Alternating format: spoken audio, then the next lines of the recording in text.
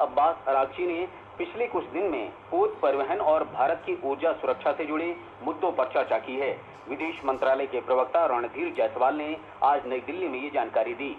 पिछले कुछ दिनों में विदेश मंत्री और ईरान के विदेश मंत्री के बीच 3 बार बातचीत हुई है। अंतिम बातचीत में शिपिंग की सुरक्षा और भारत की ऊर्जा सुरक्षा से जुड़े मुद्दों पर चर्चा की गई। इसके अलावा अभी मेरे लिए कुछ भी कहना जल्दबाजी होगा।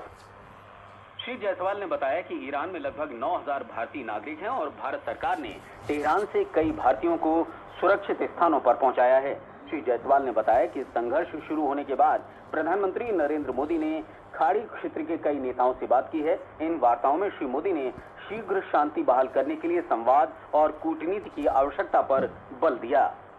पश्चिम एशिया में जारी संघर्ष के बीच कच्चे तेल से भरा एक टैंकर होर्मुज जलडमरू मध्य के रास्ते कल सुरक्षित मुंबई पहुंचा। ईरान पर अमेरिका और इजरायल के हाल के हमलों के बाद समुद्री क्षेत्र में यातायात बाधित होने के बाद भारत पहुंचने वाला ये पहला जहाज है। जहाज में 1,35,000 मीट्रिक टन से अधिक कच्चा तेल है।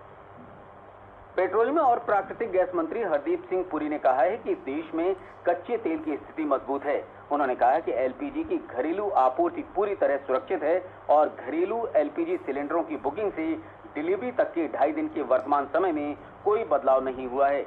उन्होंने कहा कि सरकार की प्राथमिकता 33 करोड़ परिवारों, विशेष रूप से गरीब और वंचित वर्गों को निर्बाध एलपीजी आपूर्ति करना है। श्री पुरी ने आज लोकसभा में पश्चिम एशिया संघर्ष के कारण वैश्विक ऊर्जा आपूर्ति में बाधा पर सरकार के कदमों के बारे में बयान दिया। लोकसभा में वर्ष 2025-26 की पूरक अनुदान मांगों पर चर्चा आज शुरू हुई। इसमें 61 अनुदान मांगे शामिल हैं। सरकार ने 2,81,000 करोड़ रुपए से अधिक के अतिरिक्त व्यय को मंजूरी देने की मांग की है। भारतीय जनता पार्टी के जगदंबिका पाल ने कहा कि पश्चिम एशिया संघर्ष के कारण विश्व भर में अनिश्चितता का माहौल है। उन्होंने कहा कि कच्चे तेल की कीमतें $88 से बढ़कर $119 प्रति बैरल हो गई हैं।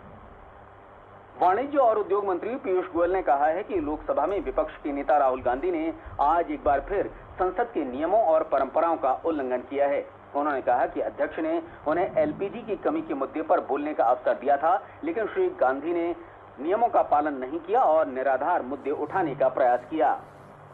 प्रधानमंत्री नरेंद्र मोदी शनिवार को पश्चिम बंगाल के कोलकाता में लगभग 18,680 करोड़ रुपए की विभिन्न विकास परियोजनाओं का लोकार्पण और शिलान्यास करेंगे। इनमें 420 किलोमीटर से अधिक लंबाई वाली कई राष्ट्रीय राजमार्ग परियोजनाएं शामिल हैं। श्री मोदी जहाजरानी और पोत से जुड़ी कई परियोजनाओं का भी लोकार्पण और शिलान्यास करेंगे। प्रधानमंत्री कल असम के गुवाहाटी से प्रधानमंत्री किसान सम्मान निधि योजना की 22वीं किस्त जारी करेंगे। प्रधानमंत्री मोदी प्रत्यक्ष लाभ अंतरण के माध्यम से लगभग 9 करोड़ 32 लाख किसानों के खातों में 18,640 करोड़ रुपए भेजेंगे। भारत की खुदरा मुद्रास्फीति जनवरी के मुकाबले फरवरी में बढ़कर 3.21% हो गई है।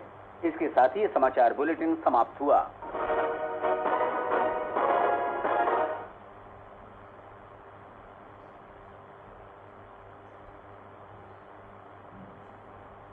ये आकाशवाणी दिल्ली का इंद्रप्रस्थ चैनल है। मीडियम वेव 366.3 मीटर अर्थात 819 किलोहर्ट्ज, DRM 810 किलोहर्ट्ज पर।